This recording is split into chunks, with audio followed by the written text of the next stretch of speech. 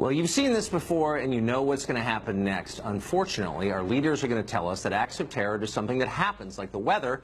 Just accept it and move on. There is nothing you can do, or better yet, just pretend it's not happening all around you.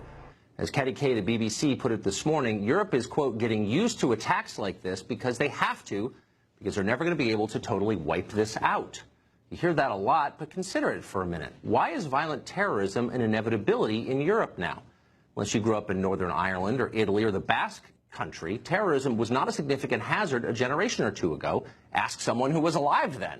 This is new. Something has changed. What is it? Well, the answer, as most people understand, but relatively few admit, is that demographics change. There are a lot of Muslims living in Europe now. Most of them are indeed decent people, as we're often assured, but a surprisingly large number of them aren't. Check the numbers. In 2006, after just a year after terrorists murdered more than 50 people in London on the subway bombings, a full 20% of British Muslims said they sympathized with the motives of the bombers. Younger Muslims were even more enthusiastic about what had happened, about the killings. In 2007, Pew found that at least 20% of young Muslims here in America, in France, Germany, and Britain and Spain, believe that suicide bombings could be justified. In France, that number was above 40%. Last year, 29% of French Muslims said they viewed Sharia as a higher law than the civil laws of France. Of course, we shouldn't be surprised that radical views are common among Western Muslims because they're even more common in their home nations. In 2014, 47% of Bangladeshi Muslims said suicide bombings to defend Islam were acceptable, almost half. A quarter of Egyptians said the same thing. A fifth of Turks and Malaysians agreed. In 2009, 78% of Pakistani Muslims told Pew that people who leave Islam should be killed, murder for apostasy. In Egypt, support for that was 86%, Afghanistan 79%, Bangladesh 44%, Iraq 42%. Well, these are not little places, obscure theocracies in remote regions. They're some of the biggest countries in the Muslim world, and more to the point, they've sent millions of immigrants to the West.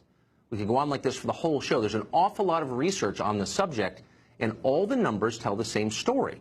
Why are they being ignored? Now, our leaders like to boast they believe in science, that they let data and hard evidence drive their policies. They are lying, and never more obviously than in this case. They don't want to see the numbers. They actively suppress them.